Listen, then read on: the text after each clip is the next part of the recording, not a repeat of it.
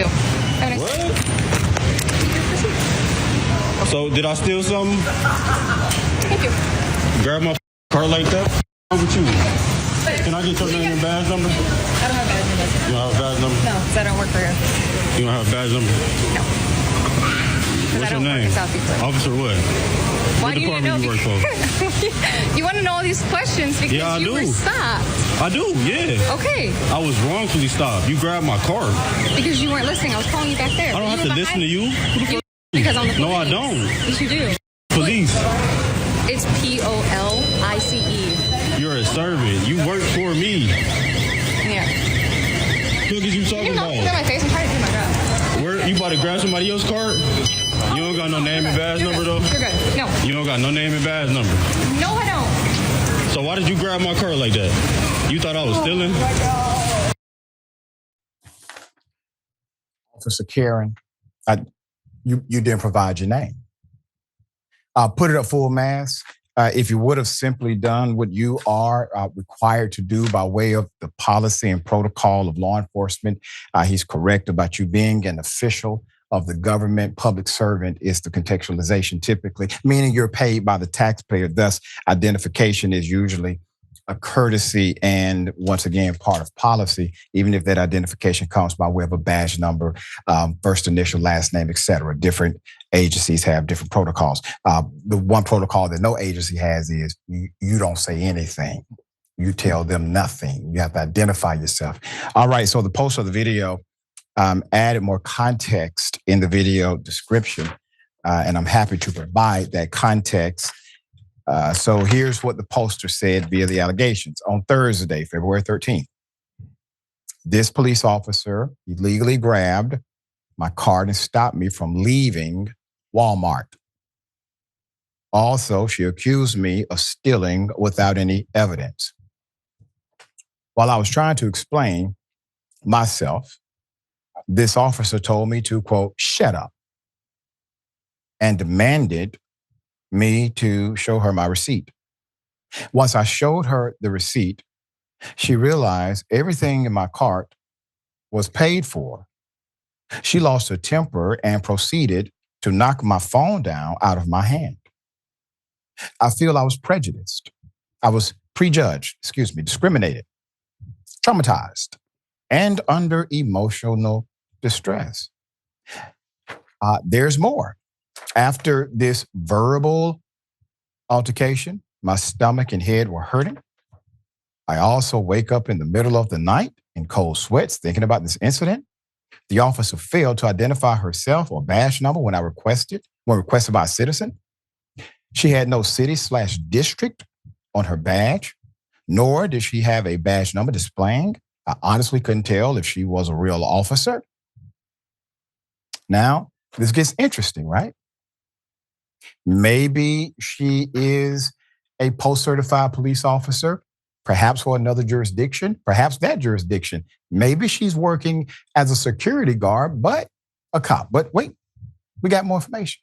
All right. While also violating my Fourth Amendment right. Somebody been watching Law and Order. This brother done built the whole damn case. All right. I need you to understand from emotional distress to his quality of life to a constitutional violation. You got a federal case, sir. Right now, you don't even have to file in state court. You have proven the federal statute that applies. Very well done, sir. While also violating my Fourth Amendment right, which protects me from unreasonable searches and seizures. This type of behavior needs to be displayed to the public to show what African Americans go through in everyday life. Also, legal action will be taking place, and I have no intention to back down. Please help this go viral so I can get justice and to show what we Black males go through as a whole. Thank you. All right, put it back up. All right, we need to make sure. Walmart, is this one of yours? To this city jurisdiction that should work for you? Somebody can identify her because the young man has a great point. He doesn't know if this encounter was with an actual servant of peace, a protector of justice. He doesn't know. He has no idea. So he has a right to know. And if it is, if this is a police officer who is actually employed by Walmart, employed by a local jurisdiction, whatever it may be, that behavior is troubling.